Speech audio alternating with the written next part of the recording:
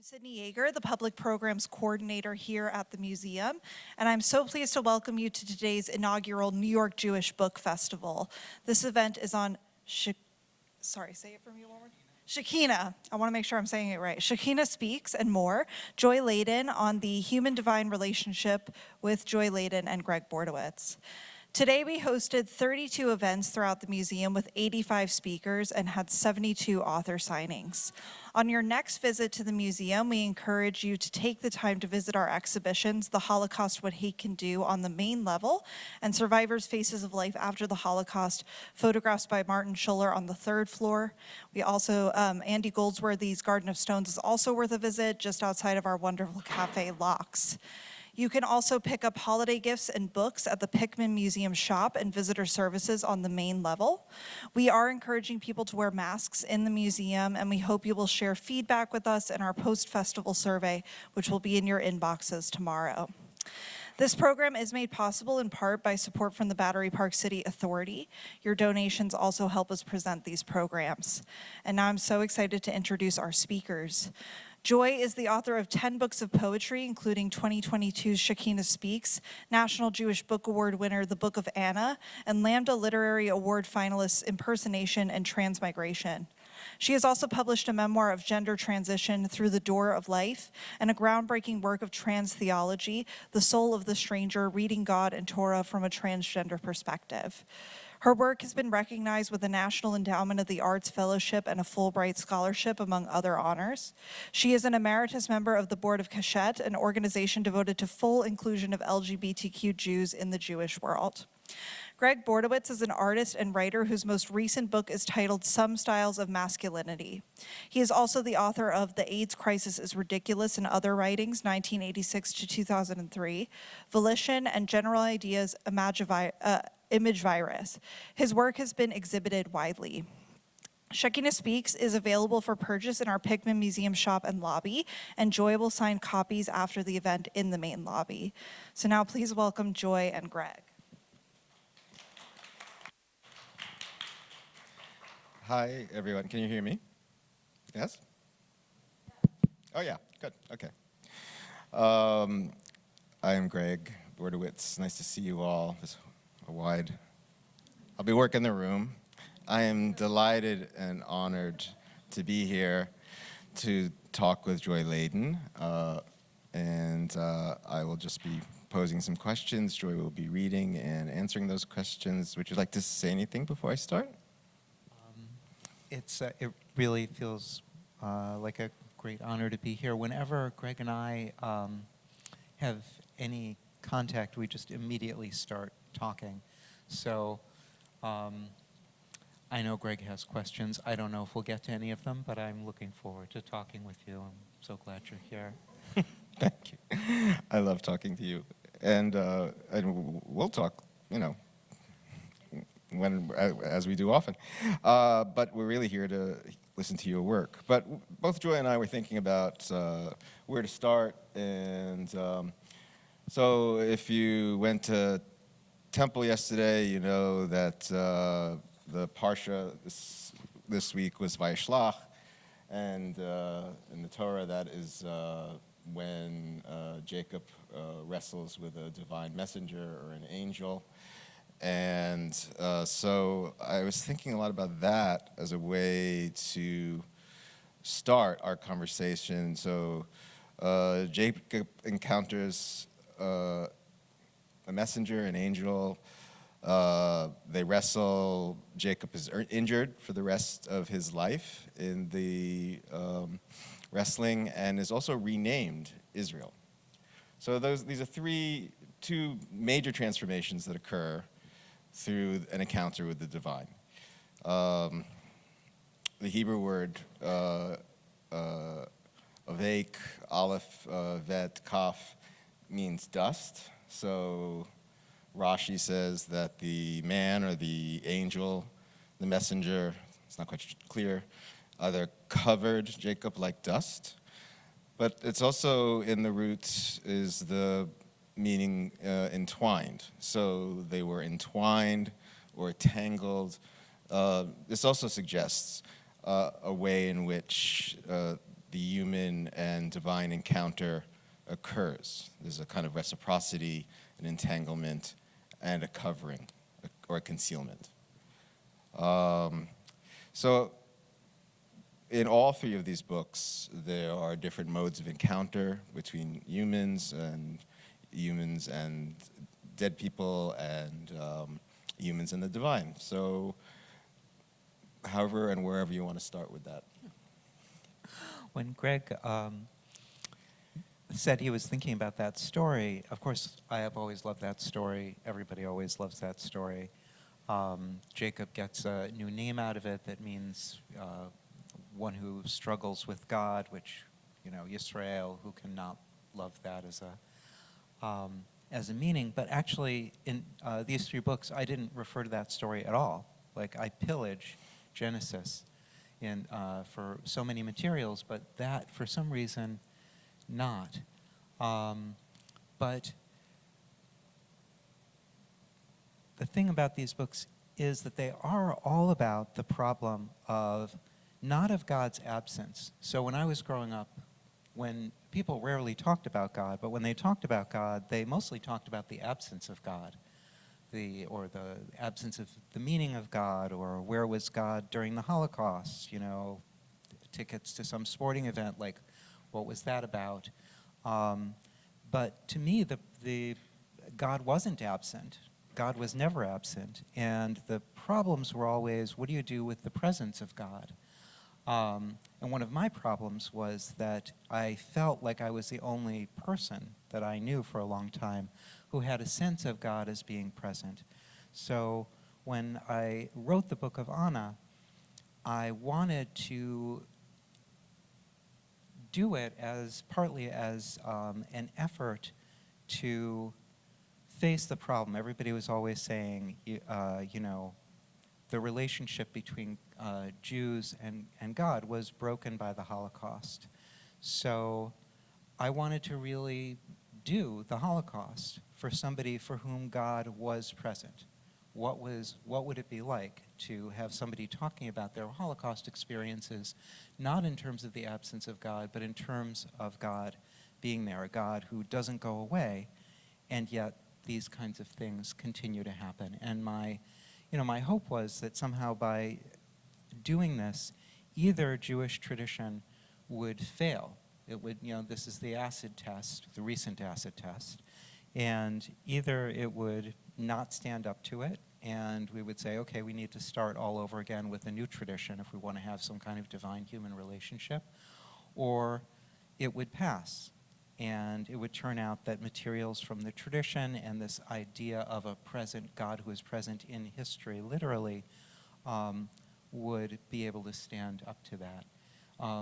In the next book, in what I now think of as a series, but I didn't think of it then as Psalms, and it was, I was going through a horrible period in my life. The illness that I have now at that point seemed like it was going to render me incapable of thinking or speaking within a matter of months.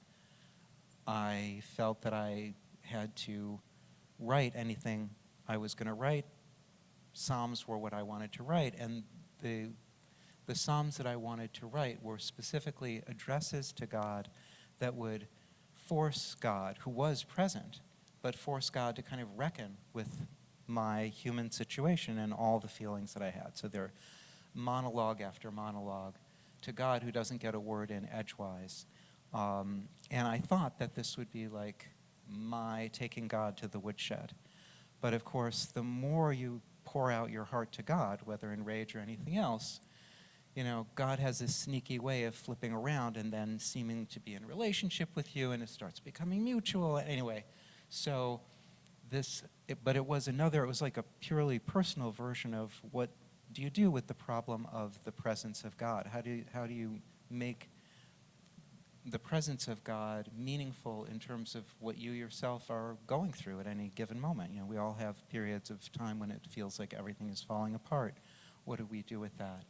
And then the Shekhinah Speaks, I realized that having written really kind of the human side of the argument, Jews being upset about the Holocaust with God, me being upset with God and the kind of suffering that I was going through, I was hungry to hear what God would say. Like, what does God say when we're kvetching endlessly to God? What is the other side of that? So if you look at the story of Jacob wrestling, Jacob first seems to be wrestling with another human being. It just says a man meets him and he starts wrestling. There's a whole other conversation about what a bizarre image of masculinity this is. You're alone at night, you see another guy, and you immediately start wrestling. I don't get it, but maybe it's a guy thing. But by the end of it, it's clear, a couple of things are clear. One is it's clear that Jacob has won just by hanging on, right? He hasn't actually defeated the other person, but there's a deadline for the being that he's wrestling, and by hanging in there, Jacob ends up getting the upper hand and starts to treat the being as a divine being, asking for a blessing, getting a new name. And it seems to me like that's not a bad parable for the problem of the presence of God, because first I think we have to go through the fact that the human world is much more what we experience and what we pay attention to. What we're likely to say to ourselves is going on has to do with the people around us and the situations that we're in, and that if we're going to recognize the presence of God in those situations, which I think every religion that has a divine being would say, yeah, there's that divine presence is somewhere in there, you've got to hang in there. You've got to go through the human part of it and hang on, and then you can get to the presence of the divine. And you can't keep your little piece of divinity right there where you want it. Maybe Jacob would have said, oh, now I can show Esau my little pet angel or whatever. That wasn't going to happen. The being leaves. But you can be transformed in a way that marks you with that presence and that encounter for the rest of your life. Yeah, I'm just going to briefly list, because I've been thinking about this since we spoke yesterday, some ways in which the encounter with the divine marks the person, and I'd love to hear you read and think about some of these things as the poems are unfolding. So I told you right before that I read Heschel's book, The Prophets, or Prophets, Abraham Joshua Heschel.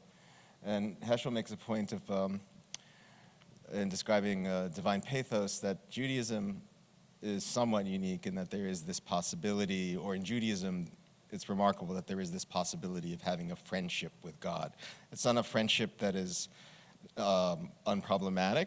It could be problematic like a friendship that has tensions, an intimate relationship. In the Shir HaShirim, Song of Songs, the standard commentary on the Song of Songs, Israel is the bride to God's groom. It is gendered. It is eroticized. And then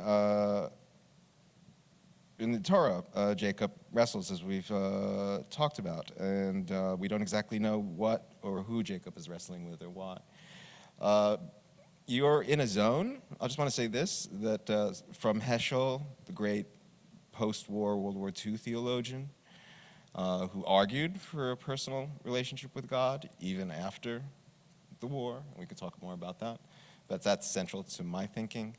And then right now, like Rabbi Toba Spitzer's book, God is Here. I don't know if anyone's read that. It's an amazing book by Rabbi Toba Spitzer.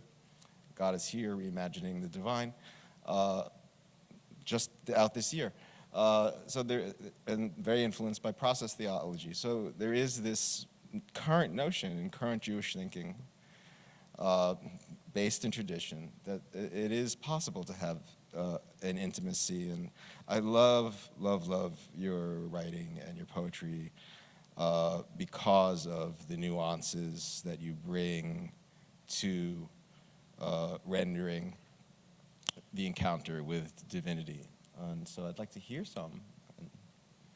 Thank you.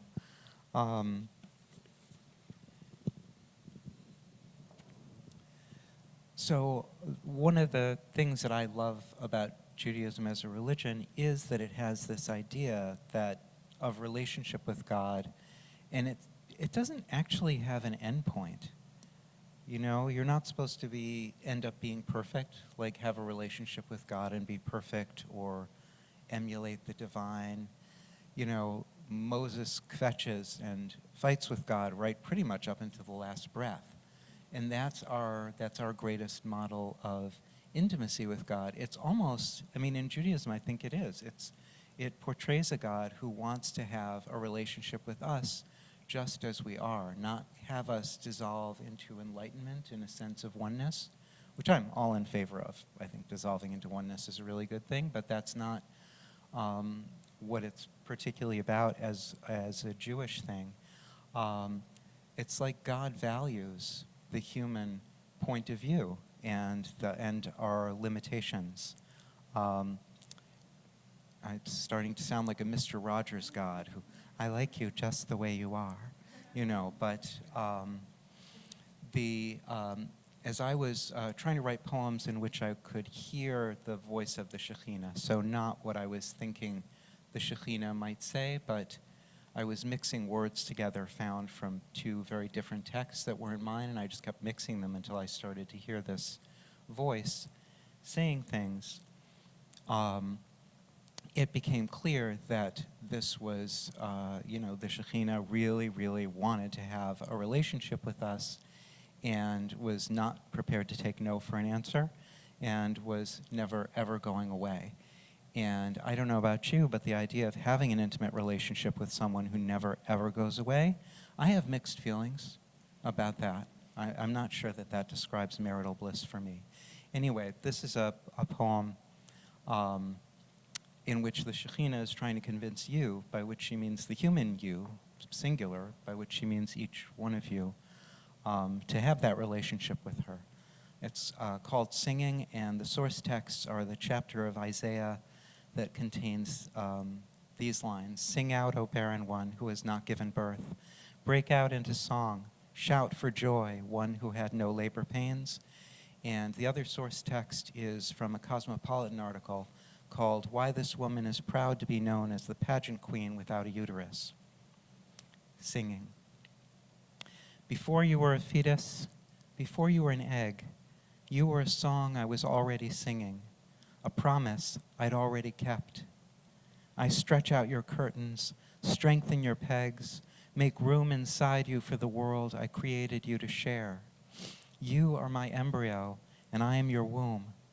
You're my labor pains, and I'm the mother pushing you to cry, to talk, to stand for something, to stop being scared of the joy rising like waters in the days of Noah, flooding your foundations, crowning your head, answering every question I created you to ask.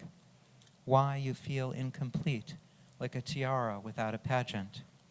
Why you mistake affliction for love, and love, my love, for affliction.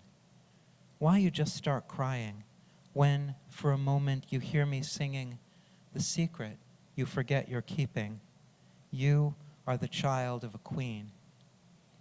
Why it always feels like the first time to you, the first shaking of your mountains, the first bursting into flame, the very first season of your first reality show, on which a queen with a uterus, in which a queen with a whirlwind where a uterus should be, whose presence fills you with fear, keeps waiting for you to say, I do, to the love, my love, that never stops singing and follows you everywhere.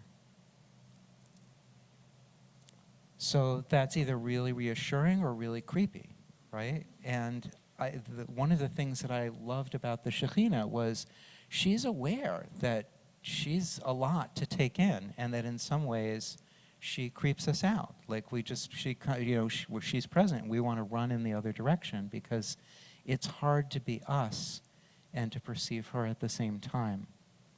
Yeah, I have so many thoughts about that, but that kind of ambivalent tension is one of the animating aspects of your poetry, and particularly the Shekhinah Speaks.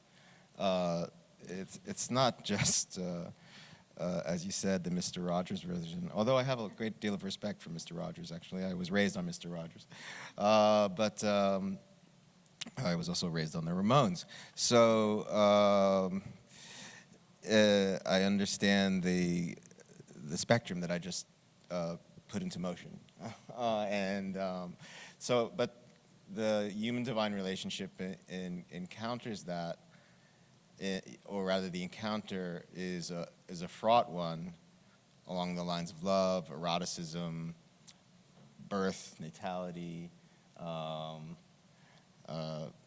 parental relationships, lover relationships. They're all kind of enfolded.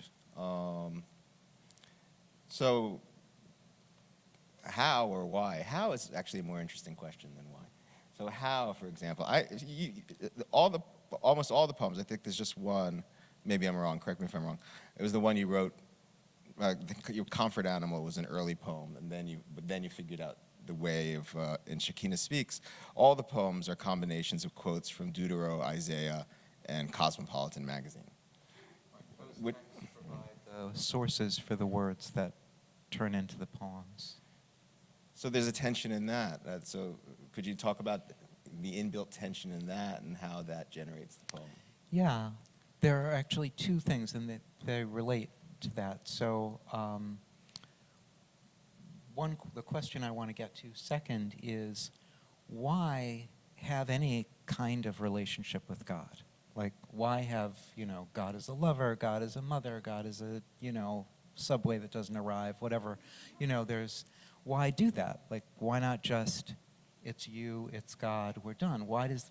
Because the Shekhinah engages in a blizzard of images of relationships. And I mean literally a blizzard. They come tumbling out one after another.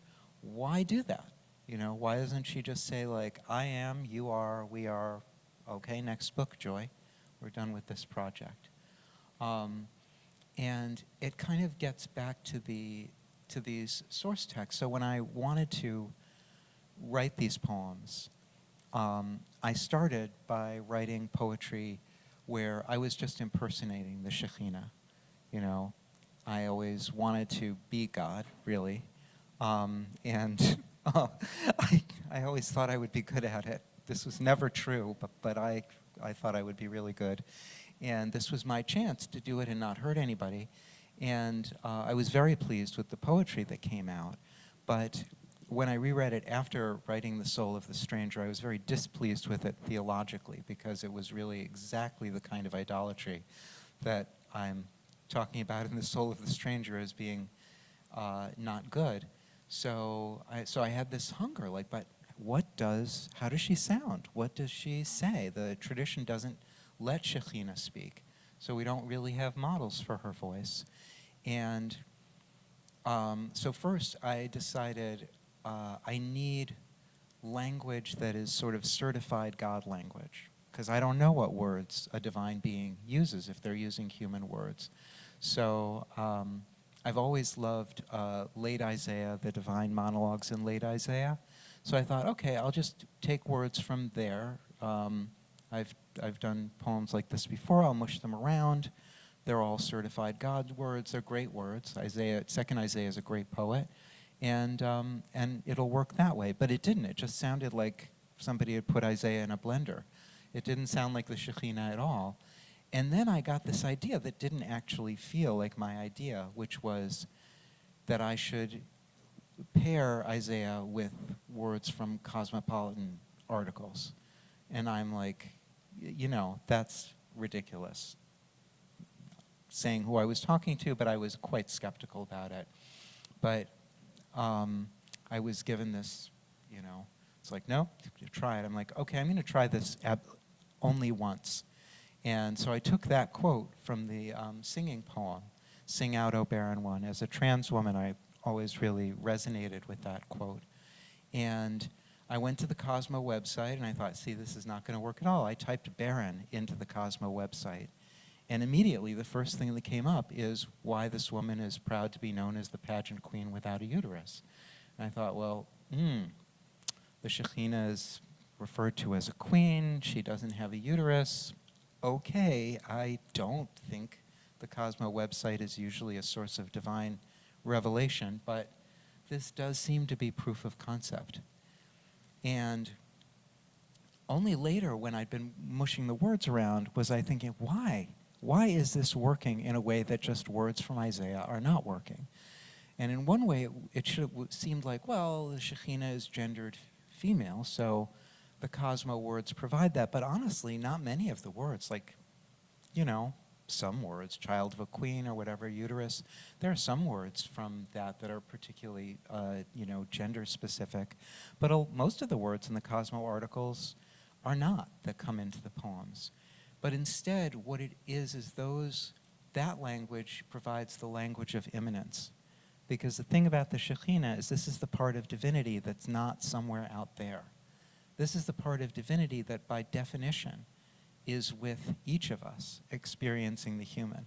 So it's a kind of divinity that moots all of the where was God during the Holocaust questions. Because the answer to that in terms of the Shekhinah is God was in the concentration camps, God was in the gas chambers, God was the guards, you know, like God was everywhere during the Holocaust. The problem isn't where God's absence. The problem is, wow, that's really upsetting to think of God being in all of those places. And it's the language of the Cosmopolitan articles which have the richness of human existence and lots of emotional words and lots of intimacy and relationship words. That was what was needed in combination with the grandeur of the words from Isaiah in order for the Shekhinah's voice to start to come through. Yeah, I'm thinking about the Shekhinah Speaks and the other books that we're going to talk about or hear you read from, and how you are a deeply informed theological thinker, as anyone who's read Soul of the Stranger, which is another of your books, which is the Torah from a transgender perspective, which is not within the three books, the poetry books that we're talking about today, but it's a beautiful book. My friend George mentioned it before, and I think you mentioned it before. But in the Soul of the Stranger, you demonstrate you have a great, deep knowledge of theology. In the poetry, I'm also aware, because we talk a lot, that I think you wrote your dissertation on Dickinson, or you're a Dickinson scholar. I was briefly, yes. So that's what's so amazing to me about your poetry is the breadth of reference, which you just demonstrated in the kind of mashup erasure methods that you use for Shekhinah. The other thing I wanted to mention was that the Shekhinah speaks nowhere, to my knowledge, in the corpus of Jewish theological literature, does not speak, but in the corpus of Jewish literature, particularly theological literature, the Shekhinah is everywhere. The Shekhinah is all over the Talmud, right? The Shekhinah is who we welcome on Shabbos. The Shekhinah is ever present for the rabbis, the ancient rabbis, the medieval rabbis, for Heschel in the 20th century. So you give voice to the Shekhinah in a way that's remarkable, and also reminded me about Kalm Toybin, who's a great writer. Maybe some of you know him. I don't know if Kalm's Jewish. I don't think he is. But he wrote a book called The Testament of Mary, which was similar in that Mary is not quoted anywhere in the Christian Bible. People talk about Mary, but there's no attribution of language to Mary. But for those of you who know Christianity, Mary is an enormously significant figure in Christianity, right? So in some ways, there's a parallel here with speaking, which is kind of a chutzpahdik move, speaking as the Shekhinah credibly and powerfully, but also doing it within the American English language idiom of magazine culture. Well, I want a disclaimer here. I would say that any parts of the book that strike you as clumsy or off the mark or getting in the way of you hearing the Shekhinah, that would be me. Anything that strikes you as the Shekhinah speaking, that would be her. I felt, my goal was to be, just make the words a place where she could happen. And I was always aware that, you know, my resources as an individual, like, wasn't going to be good if it was me speaking for the Shekhinah. So it's a little bit different than the novel thing, although my students at Stern, Orthodox Jewish women, whenever we read a writer that they really liked, they would say, oh, you know, I really think they were Jewish. I think they really were probably Jewish. So I think Kolm Toybin maybe can be, you know, Semitized also. So one of the things you do in Shekhinah Speaks, I'm keeping time, and I'm going to make sure you all have time for questions for Joy. So one of the things you do in Shekhinah Speaks that you also do in Psalms is that you defeat the distinction between the subject and the object, or the subject and predicate, like no other writer I know. So, and A, why is that significant? And can we hear you read some of that in Psalms, unless you had another Shekhinah Speaks poem that you were going to read?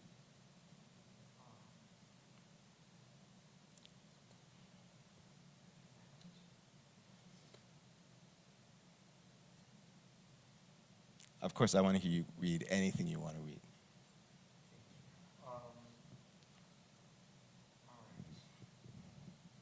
Shekhinah Speaks is full of these moments where they're like slip knots, and now I'm not finding any of them. So, one of the reasons, which one, darling? Okay, Psalms. Yeah, maybe it's just a sign. It's time for Psalms, but one of the reasons that I've wanted to trouble the subject-object distinction is if you're dealing with a divine-human relationship, from either side, from either the Shekhinah's side, or, you know, God's side, or from our side, one of the things that gets in the way is the idea that the speaking subject is different, essentially different than the person that you're speaking to. I mean, it's exciting, it's interesting, or whatever, but when you're dealing with divine-human relationships, it's also a barrier, because there's, at some point, you hope that that won't be such a clear-cut distinction. So in both from the human side and from the Shekhinah side, I was aware that it was important to find ways to write that would not completely break that down, because it's hard to have anybody talking to anybody without that, at least in English. But I found that if your sentences are long enough and subjunctive enough, you can get to these places where the speaker is voicing the perspective of the person that they're supposedly talking to in ways that flip the mirror around. And I think a simple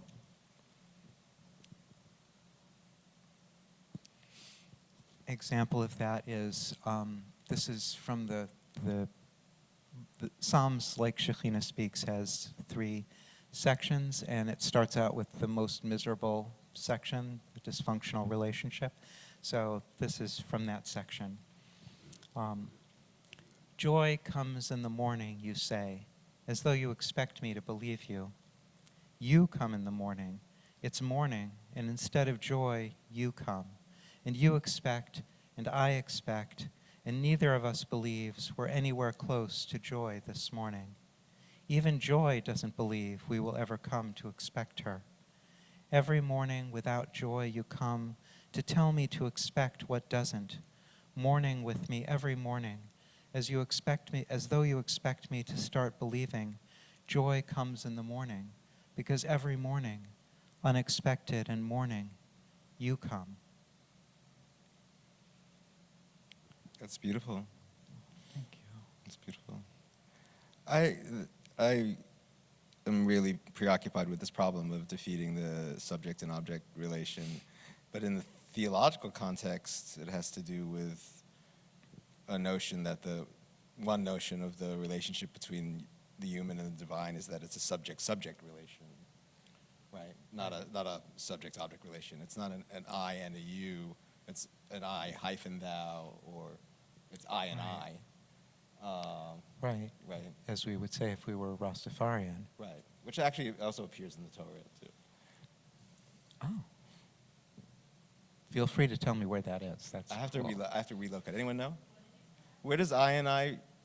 It was 2 parshas ago. Actually, there was a line. It was I and I. Oh, and I didn't know it. Jacob says, Yeah. God was here in this place, and I didn't know it. Yeah. It's very Jacob that Jacob has an I and I relationship with himself. Yeah.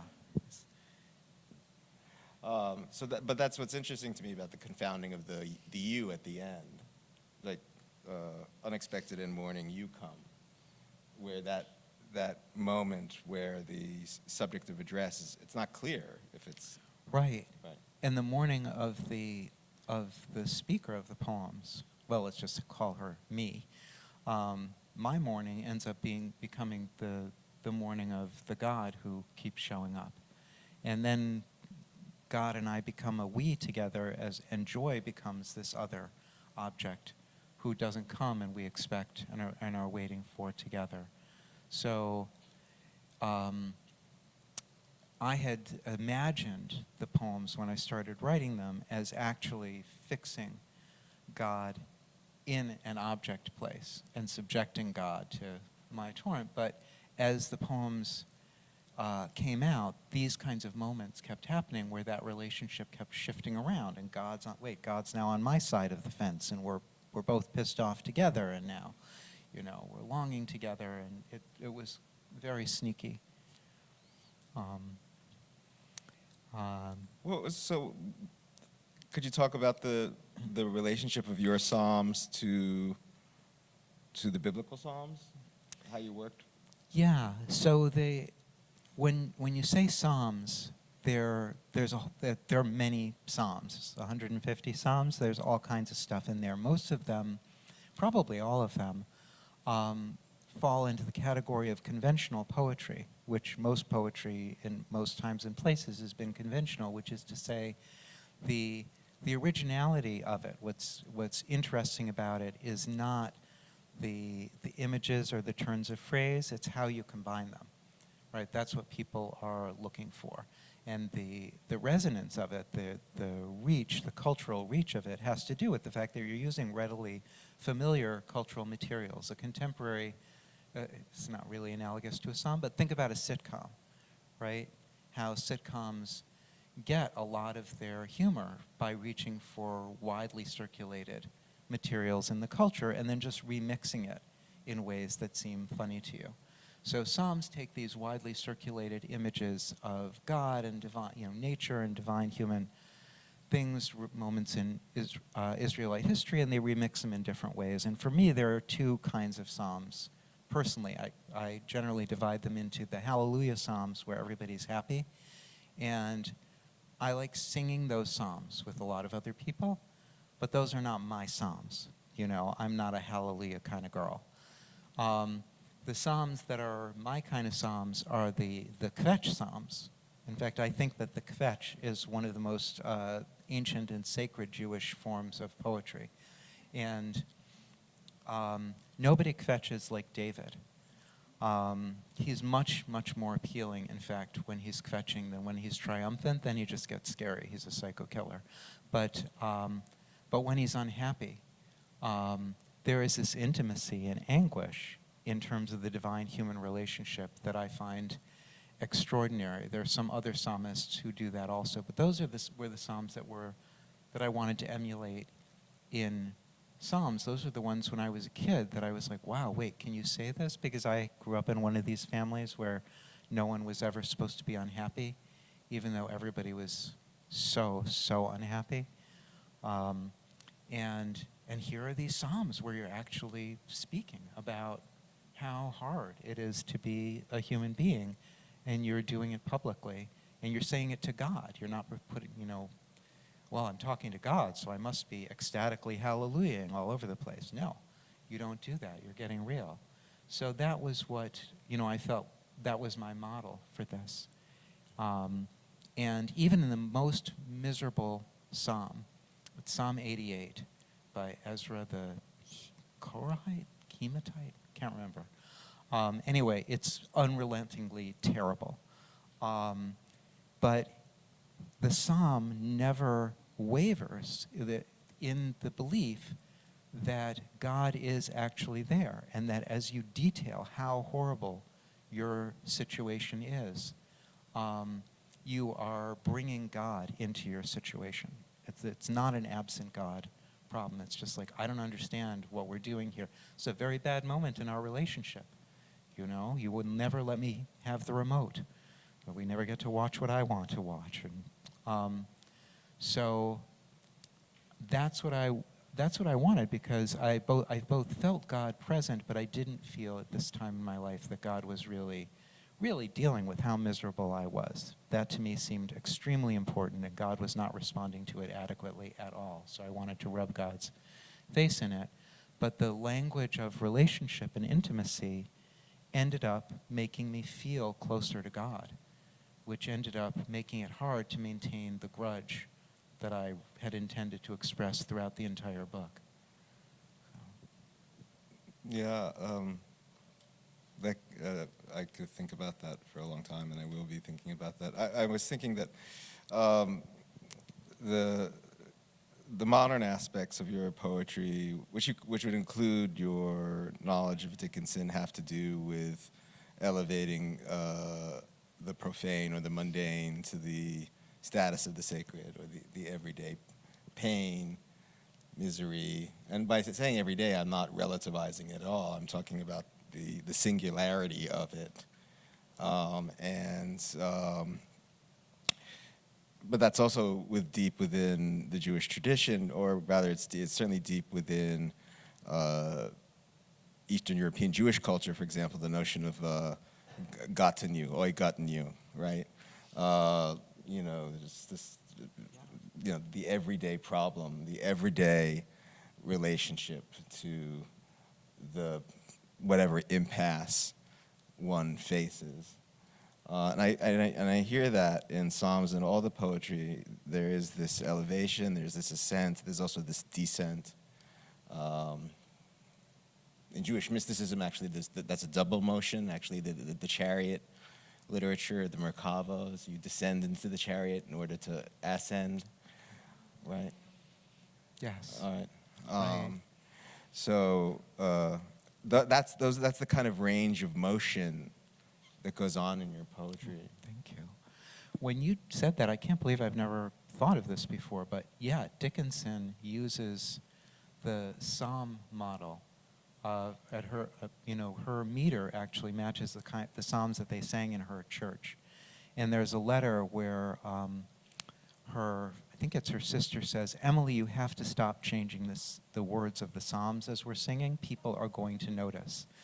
And I'm sure I'm not the only person who wishes I knew how she changed those psalms, but you can imagine, because she was fairly profane in a lot of ways. But she uses this hymn meter, which was the equivalent of a psalm meter, in expressions of skepticism and anguish, and a lot of poems in which she's exploring relationship with God from a lot of different directions. I probably didn't think of that because it would have completely made me feel too intimidated to write psalms if I thought about it in relation to Dickinson. I just wouldn't have started it. I'm looking at the time, and I would love to hear you read something from the Book of Anna. So the Book of Anna is also not supposed to be me talking. Anna is what's called a heteronym, like an alternate person who speaks through a poet. Anna spent her adolescence in a concentration camp. She's a German Czech child of a concert pianist, and she and her mother were separated. Her mother died. She survived. She's is writing in 1950s Prague, where she works for the secret police, and basically she hasn't gotten over surviving or anything that she went through. So she's trying to ransack Jewish tradition and tell the story of her experiences that she has been forced to live through, and see if the language of the tradition can stand up to that. And the first poem in the book is called Tamar, and she's using the language of the story of Tamar, but it'll take too long. I'm just going to read this. In this scene, she's been raped in the concentration camp, and she has been brought into the guy who oversees the camp, who also happens to have been the one to rape her. The Lord remembered me. I conceived, vomited. Word was brought that against all laws I was growing fat. He didn't know which one I was. We tasted the same to him. He lit a cigarette, sucked, ground it into my breast. Give me a name, he said. Cologne mixed with the smell of burning flesh. There was a crack above his head. It widened painfully, disgorged something blind and soft, like a rabbit. The slap cleared my head. The cologne-soaked hand of the Lord of life and death, the hand of the man who planted seed in David's womb, slapped the last of David's line, in whom Messiah waited. I'm not a whore, I said. He laughed, sucked, fit the blind red tip to the hole in my breast. The ceiling cracked, disgorged. I didn't faint again. Squeezed the silver crucifix I stole from him into his open hand. He dropped the cigarette. Out, he shouted. The others left. We waited, the tiny tarnished God pinned between life and death, and I, and the last of David's line, curled beneath my breasts, for the Lord to close his hand. Then only I was left, squeezing the rusted spring he'd ripped from under a bed, getting rid of it. And I just wanted to, later she describes the self-abortion, not literally, I think. One leg fell off when I washed him down. It gleamed like ice in a dream. I've soaped my parts 11 years, and still they don't come clean. One leg fell off. The toes were webbed. It wasn't fully human. Something fogged the room. Frankincense and cumin. One leg fell off when I washed him down, bright like a cruse of oil, from a temple for a god the size of a carpenter's testicle. One leg fell off. It was the Lord's. I turned up the water. Sonderkommando of the soul. Anna, David's daughter.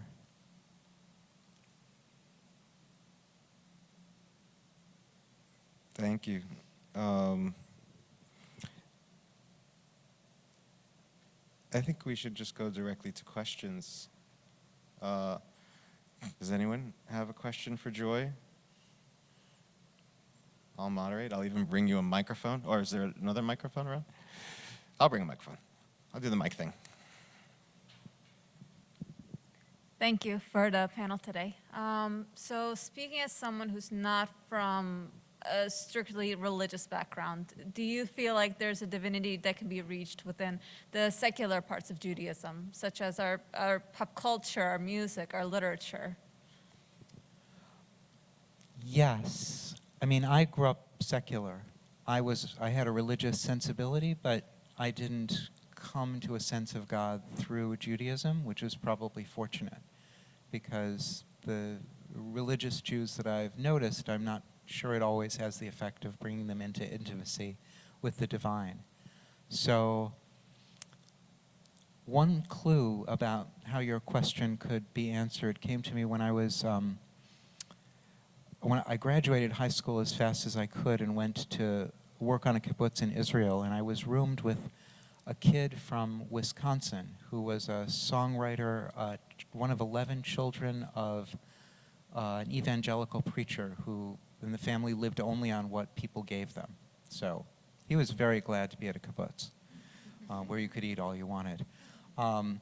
But we started talking about love songs, and I said, I think that he played me one of his religious songs, and I said, I think that most love songs can be understood as love songs related to God, either from God to human beings or from human beings to God. And he said, oh yeah, absolutely. And then we just went off from that. So I think the premise of secularism, and it was very liberating, right? You know, it created space for all kinds of human individuality and everything. I'm not against secularism. But the premise of secularism is that anything that you experience as secular, by definition, God isn't there. But I don't think that you have to actually have that premise in order to enjoy a Beatles song or anything else. Like if you're really a religious person and you have a sense of God's presence, or you don't even have a sense of God's presence, you just say, as I'll say to myself, you know, it's like, I know God is there. That doesn't necessarily mean I'm feeling God. Auden has a poem where he says, life remains a blessing, although you cannot bless.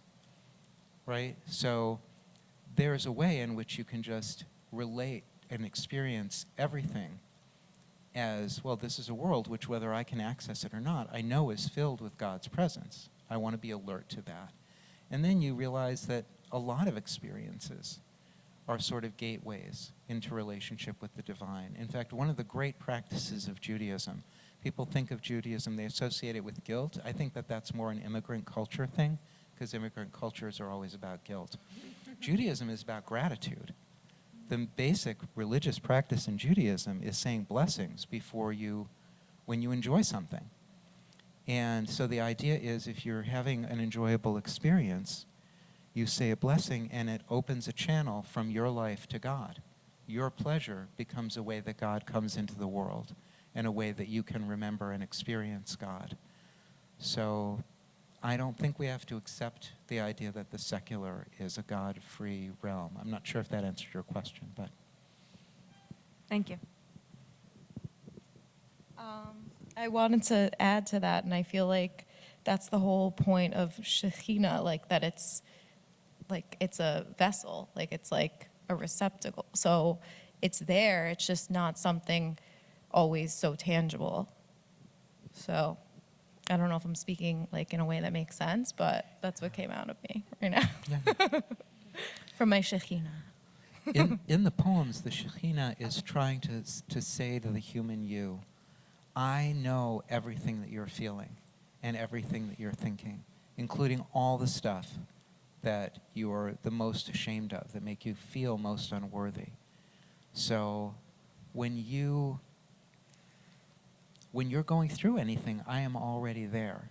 So that's the nature of the Shekhinah's love, is to just see us individually, completely, creepy as that might be, and not turn away. You know, like, I don't want to see all of myself. God forbid, right? I'm full of denial and, you know, dishonesty. But the Shekhinah just takes it all in, and that means that I can remember that any moment of my experience becomes a moment when I can encounter divinity. Thank you. Oh, also, I just wanted to say I just so appreciate this whole conversation, and it's just like brilliant and beautiful in every way. Thank you. Yeah. Thank you. George. Thank you again. Thank you so much for speaking with us today and sharing your work. I'm at the beginning of like a process of wrestling with Hebrew, and I wondered, since, I mean, especially thinking about Dickinson, and your writing is in English, and we're talking in English, and how you work with or relate to the Hebrew originals of the Psalms and the like that of the text you're working with, and how that comes into the writing, and how you think through that in translation. I have a very, very scanty, I have great familiarity with Hebrew, but like a lifelong familiarity, but very little knowledge. Not zero. I haven't managed to completely avoid knowing Hebrew. The Hebrew that I know mostly is actually biblical Hebrew, but it isn't sufficient for me. I'm not fluent, and so when I'm reading the Psalms or passages of Isaiah aloud, I'm aware of the sounds, because the meanings aren't overpowering the sounds. One of the things about poetry is you, as poets, know that there's a tension between the sound aspects of poems and the sense aspects of it.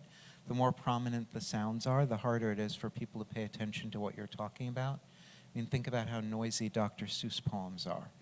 And that's just fine, because they're nonsense words, a lot of them, right? It doesn't matter. So, but when you're reading for sense, as we often are when we're praying, you're supposed to be knowing what you're saying, you know.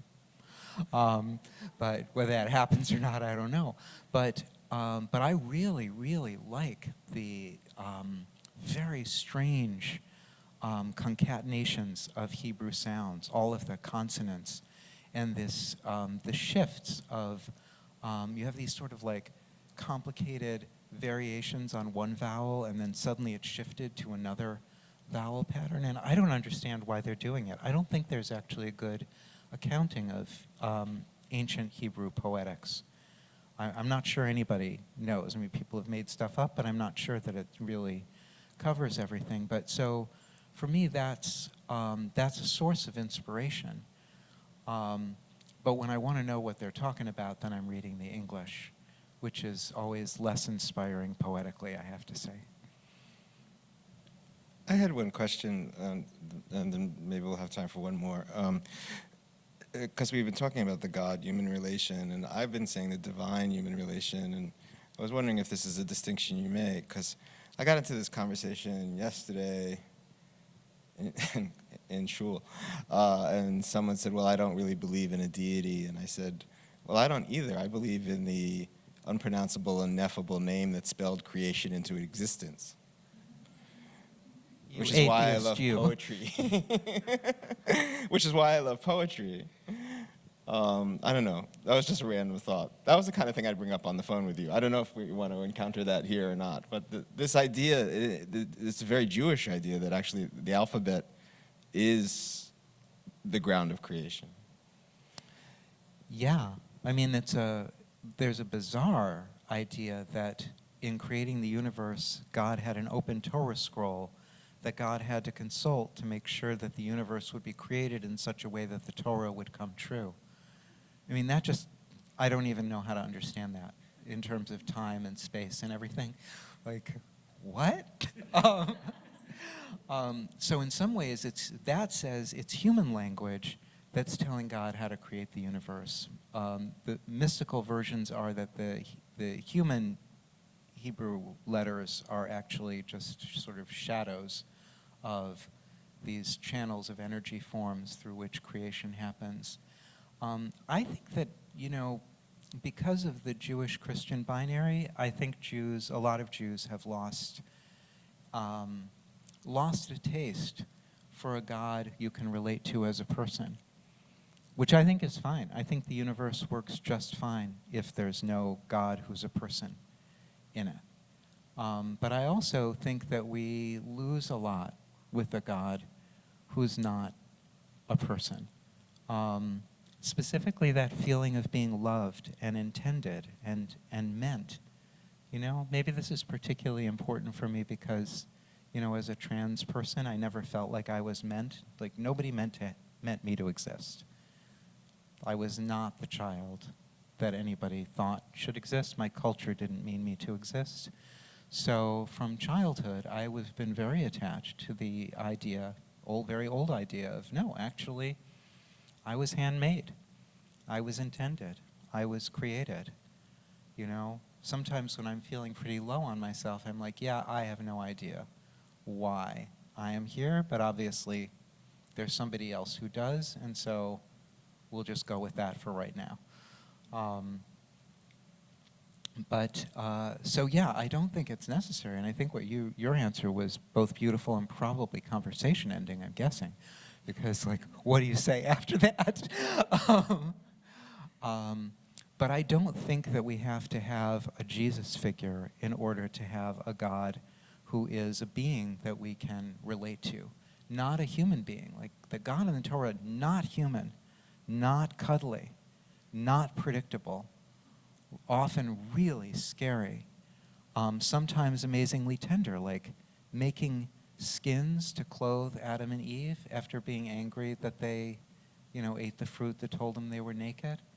It's just, there are beautiful moments of intimacy and all kinds of other things, but the sense that part of our job as human beings is to have a relationship with what is beyond the human, and to drag what is beyond the human into the human world, so that the human world never becomes a closed system. It never becomes something that there's no escape from.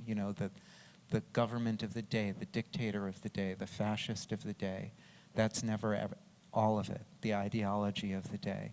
There's always something which is beyond the human, which we are umbilically connected to.